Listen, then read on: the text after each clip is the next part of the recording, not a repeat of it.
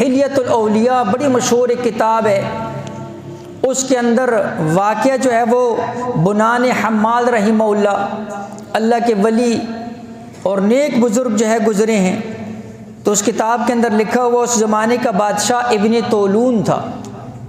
اب اس نے کیا کیا، وہ ان سے کسی بات کے اوپر ناراض ہوا، اور ایسا ظالم ناراض کہ اس نے ان کو بھوکے شیر کے آگے ڈال دی اور لوگوں میں اعلان کر دیا کہ بنان حمال جو ہیں وہ بھوکے شیر کے آگے فلاں وقت کے اندر ڈالے جائیں گے، آپ سب بھی آ کر ان کا تماشا کریں۔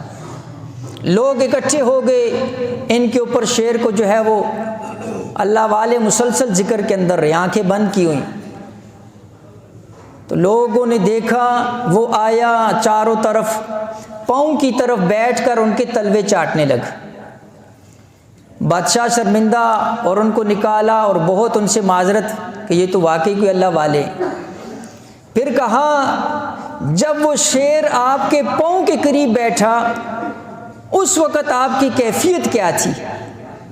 تو اللہ والوں کی نظر دیکھیں، فرمایا اس وقت میں دل میں یہ سوچ رہا تھا کہ اس کی زبان لعاب میرے پاؤں کے اوپر لگا ہے، آیا اس نے میرے جسم کو ناپاک کر دیا یا پاک ہے؟ میں اس وقت اس فقہی مسئلہ کو سوچ رہا تھا، میری نظر سرے سے اس کی جو ہے تکلیف کی طرف تھی ہی نہیں۔